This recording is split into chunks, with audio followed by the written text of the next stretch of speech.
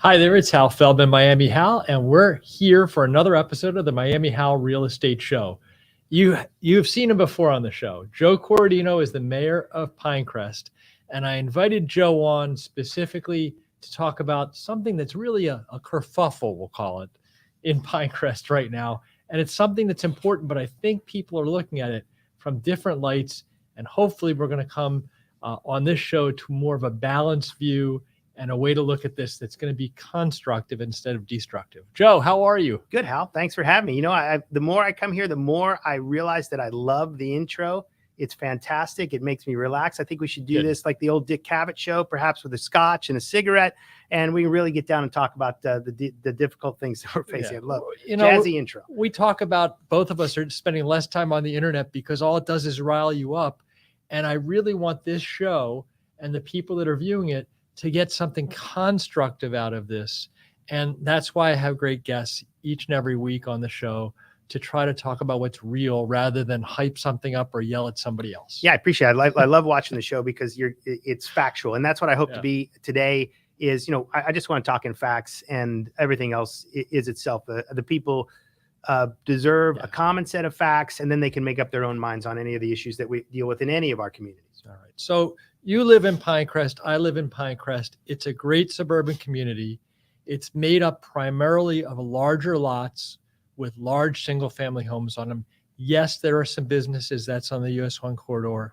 Yes, there are some condo complexes and townhomes within the community, but primarily we're talking about single-family homes on lots that are somewhere between 3/4 of an acre to an acre is average. Mm-hmm. And then there's also some lots that are 2 acres, right? There's some that are bigger. Did I get the profile of what Pinecrest is correct? Yeah, that's pretty much Pinecrest in a nutshell. So recently there's been a story that's evolving about maybe people are afraid of that changing drastically. And that's what I think today and our conversation is really about. Yes? Yes, I think that's a good place to start. All right. So for those of you that don't know, there's a petition out there that really has divided a community that should be together. In fact, Joe and I were talking before the show, you're really talking about having the same result. It's just how you approach it, right? Yeah, I mean, well, Pinecrest has always been together. We tend to tackle difficult issues in a very collegial way.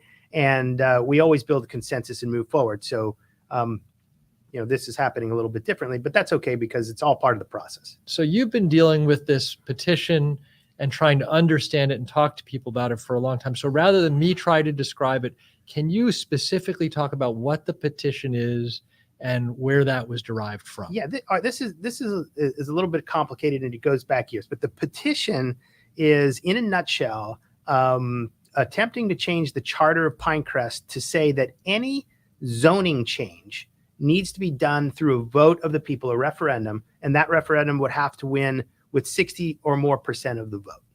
Okay. That's the petition in a nutshell. Where did it come from? I believe it came from the county's potential rapid transit zone ordinance, which came out in about April of 2021. Now, what that said in its original iteration was that the county was going to take control of, not only in Pinecrest, but every city along a transportation corridor, US 1, take control of the land use and zoning, which means what can go there and how big or small it could be, and then take control of the process to review and approve that. And so what that means is why we incorporated is control over our land use. They wanted to take that away, but they wanted to take it away for an entire half a mile inside the city. And that would have meant that it would have taken out of our control about 3,500 acres of land that mainly covered estate density residential single family homes. Like you said, half acre, one unit to acre, 1 unit per half acre, thousands of homes.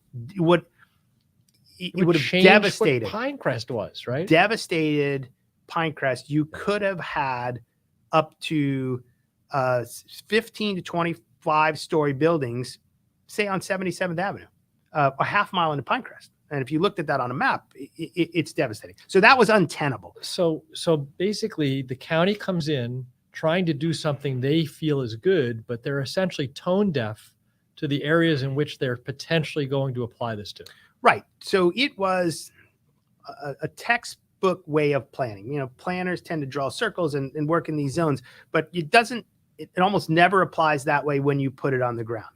So fortunately enough, I was the president of the Miami-Dade County League of Cities, and this ordinance came through my desk, and I flagged it and saw it, and we started, to push back on this proposal. It was just way too broad. We couldn't do it.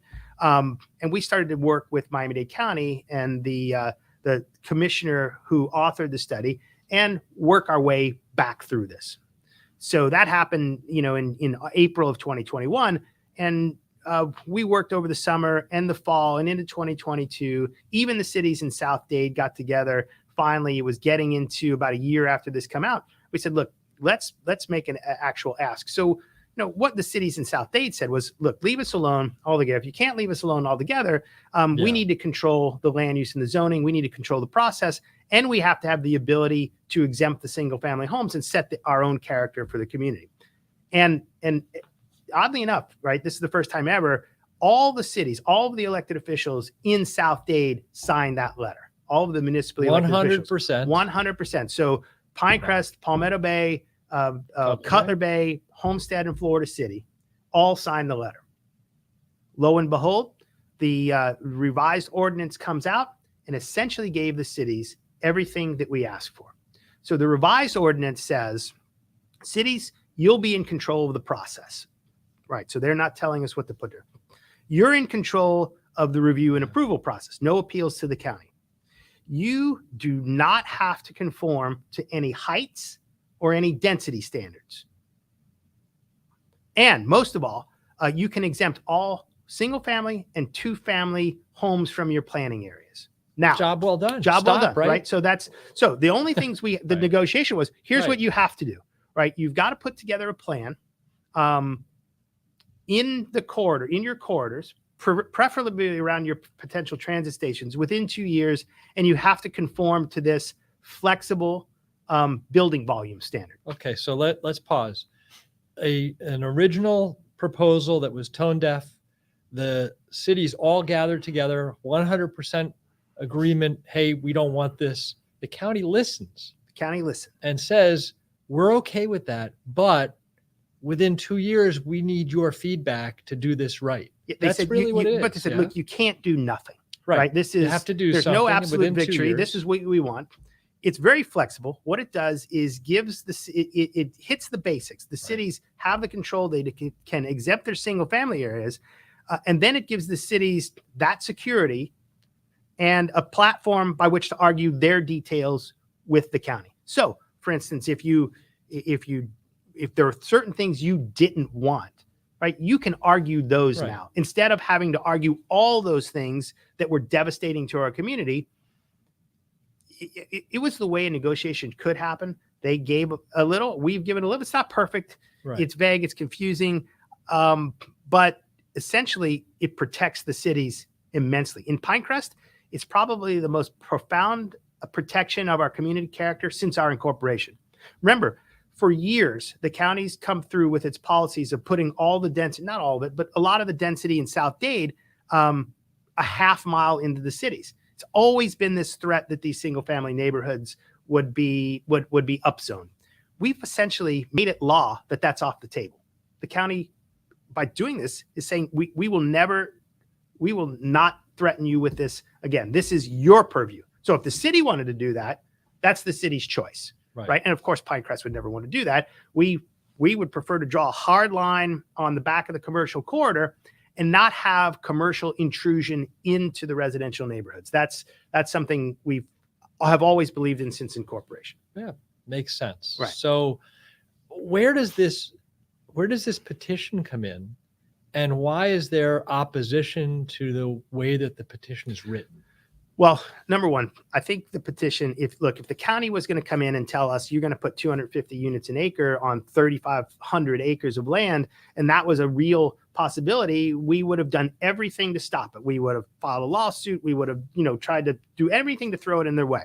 And so in that sense, I can understand where that's coming about. Well, we may have advocated that certain point in time, but that doesn't exist. It's gone. The threat is gone. The petition should be withdrawn. Let Pinecrest go through its processes, and we run excellent visioning processes. We bring the community together. We answer every question. We get a common set of facts. We debate them vigorously, and in the end, we let people have their say till we're done having our say, and then we make a decision that's best for the community. And these are always moving towards the middle, compromising, and building consensus. We've done that for 25 years, so I'm not scared of that. At all. We would come up with the right answer. This petition says you can't make any zoning changes without a referendum. So we change zoning a dozen or more times a year. Change a definition, change a fee, all those things would need to go to a special election. So what this petition does in practice is delay or stop the day-to-day work that the village does to make it what it is, right? Be flexible, adaptive, but it doesn't prevent the things people hate. It doesn't say you can't give a height variance. So if people are scared of tall buildings and a developer comes in tomorrow or after the petition is voted on and wins and says, okay, I'm going to do this building, but I need 80 stories, not 4. You could grant 80 stories through a variance and not a code change. So this doesn't prevent the things they most want to prevent. So let me try to read what you've said, because listen, I'm a regular folk. I don't understand some of the deep analysis that needs to go into making the right decision ultimately. But it sounds like the county originally comes up with this idea that's overreaching. They didn't even realize it was overreaching, but it affected Pinecrest, Palmetto Bay, all the places you mentioned. Correct. In a way that they never imagined. Correct. And so the League of Cities in particular comes back and says, no, this is not acceptable. And at least the county is now listening. And it almost sounds like this petition is the same overreach where they're trying to solve one problem, but they are creating other potential problems in the process and are not necessarily hitting all the goals that they really want to hit. Is that correct? I think that's correct. And to make matters worse, aside from what the petition does structurally to a city by stifling its ability to adapt quickly and not really stopping the things that it most wants to stop, if in fact it were to pass and we were to do nothing, the county's more than willing to come back in 2 years and say, now you've got our zoning code, which is 125 units an acre, 16 to 25 stories, a half a mile into Pinecrest. So we got a good deal right now. Why would we want to jeopardize that, right? Why would we cut our nose off to spite our face when we've essentially gotten ourselves into a position where we have the control, we decide our own destiny, we decide our own fate, and now we're going to play with it and get the thing that we want least. That's the danger. Okay. So now we kind of take this conversation to the next level. There's a petition out there. I don't know how many signatures there are at present. Do you? No, I've heard not very many, so I don't think it's doing very well. Okay. But there's also, as apt to be in this society, there's kind of people saying, oh, here's the petition. And among others, Joe Corradino is going to, be a troublemaker here. How did that come about? I mean, I don't think you've ever said anything like, this should have never been created, but you said this isn't going to do what you expect it to, correct? Yeah. Well, I don't know why it's coming. I mean, I think this is part of the national condition. Politicians are not well respected. They're vilified. And this is just that. I mean, this is a safe space in this room today, Joe. I just want to let you know. It's funny if you read some of this stuff, it can be brutal. I've had to have a police car in front of my house for several weeks because of the threats.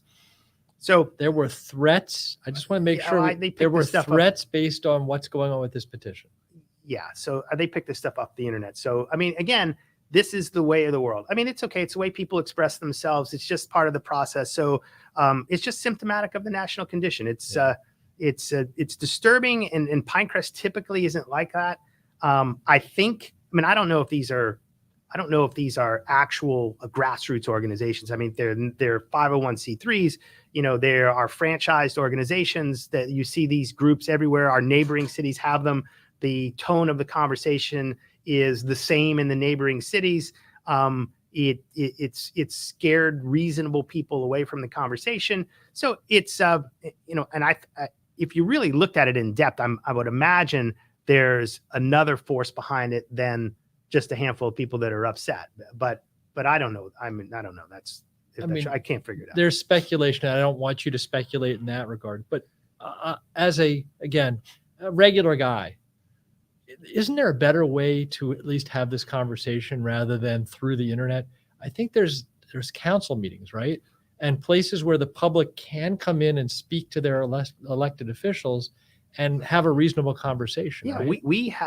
we always do visioning process, and we've got the Pinecrest US1 vision process that's underway. And we slowed it down a little bit because of this rapid transit zone issue, but we've started it up again. That's the forum where you come. We're completely inclusive. Again, like I said, we've got the questions that people ask, and we've got technical professionals that are answering them. We've put a citizens committee together of Pinecrest residents that are professionals in their fields: architecture, urban planning, landscape architecture, traffic engineering, those types of things.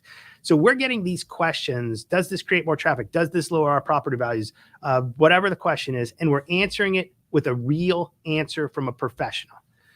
So we get a common set of facts, right? Like they say, everybody's entitled to their own opinion, but they're not entitled to their own facts. So we start with the common set of facts. We debate them like cats and dogs if we have to. My only rule is be collegial when you do it, right? Don't be insulting to your neighbor. And then we debate the facts. And when everybody's done talking, it's time, we modify our plans and we come to a conclusion. We've done that for 25 years in Pinecrest. And that's why, pardon me to the other cities surrounding us, I think Pinecrest is the best city out there. And, because our processes are like that, totally inclusive. And I don't know why we just can't come to these things and do it that way like we've always done it. I think that, again, not specific to Pinecrest and its current situation, but our society has changed to very quickly on the phone, scrolling through, finding something that isn't of your opinion, and just finding a way to bash whoever's on the other side. You don't even know what the other side necessarily is. And it almost sounds like there's some of that going on in relation to this petition. And how do you wake up in the morning knowing that you have to have a police car outside your home when you're trying to do the right thing? This is a little bit ludicrous. Look, it's Pinecrest, and we've always done the right thing, and there's nothing to gain. We're an unpaid group of elected officials who are essentially just neighbors taking their turn in managing the city. We're up against something we didn't anticipate, like an overreaching county rule. But we have tremendous issues, not only in Pinecrest, but Miami-Dade County. Housing is off the wall. We don't have a diversity in the housing stock. It's off the wall expensive. You've got issues of traffic, and you've got to think of how you're going to cure these problems. And so you have to think broader than do nothing, right? We can't. The answer, we're going to do nothing and let the problems cure themselves, has gotten us into this problem as Miami-Dade County in the first place. So you got to think of options for the future, how you mitigate the worst of these things. I think we've talked about this before. Over 1 million people are going to move to Miami-Dade County, most of them to South Dade, in the next 15 to 20 years. You could do nothing in Pinecrest and Palmetto Bay and Cutler Bay, do nothing. And everything gets worse unless you do something about it. Well, obviously the main thing, if you're going to have that type of population influx, is to have transportation so that you hopefully don't overwhelm the streets, right? And so that's where the county is really thinking, hey, we've got to get real good mass transit going on the US 1 corridor so that hopefully we don't have a choked set of streets. Well, the county, that is true. The county's highest priority now is rapid transit. It's not like they're going to build any new roads in South Dade, right? Look, right, this is true. Somebody tried to do a sidewalk recently, and it blew up the internet because that was the worst thing in the world, right? And that was the partnership between Palmetto Bay and Pinecrest, the mega sidewalk, right? On 136th. Yeah, on 136th Street. So attention. Can you imagine putting a new road somewhere? What that would do? Everybody would go nuts. Meanwhile, we're complaining about traffic. So their highest priority is rapid transit.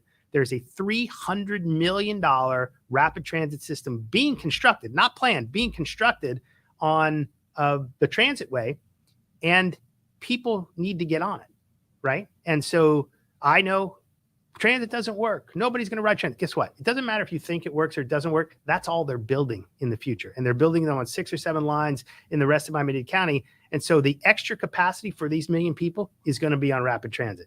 Now, if they don't live near the transit, then they need a car. And the sad fact is that people will tell me, well, nobody wants to ride it. No, young people want to ride it. People that move to areas around transit stations want to ride rapid transit. They don't buy cars. Gas is whatever, right? I mean, a car is very expensive. Rents are off the wall.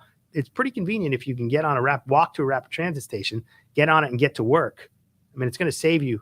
You know what transportation costs are? It's in South Dade. They're some of the highest percentage-wise in the nation. Oh, I wasn't aware of that. Yeah, because we don't live near where we work, and gas is expensive, cars expensive, insurance is expensive. To get rid of a car would take 80% of your transportation costs away. Maybe you could afford a better house. So, but as community leaders, we can't bury our heads in the sand and just wish this went away because somebody's going to threaten my life on the internet. No, we got to think, right? I'm being penalized for thinking at this point in time, having a community conversation. Our whole council is being penalized for having a community conversation. You see the other cities are being penalized for having community conversations. There are no plans. We're having community conversations. Let's just have the community conversation as a community that we've always been in. It's all going to work out. We always come to the middle. So in that vein, and we'll switch topics for the end, here's our camera. You're talking to the community. And how do you start the conversation that you want to have about this with the facts and with your generalized plan as a council? What do you tell them so that you can start that dialogue? I'm hoping I can just be somewhat, again, constructive to the conversation. Absolutely. The Pinecrest has the US 1 vision plan. Its citizens committee is going to be meeting multiple times over the next several months to figure out exactly what would go into making Pinecrest's part of the US 1 corridor unique to Pinecrest, right? Like nowhere else in the world. What's it mean for our character, not anybody else's character? And this group is meeting again on July 19th.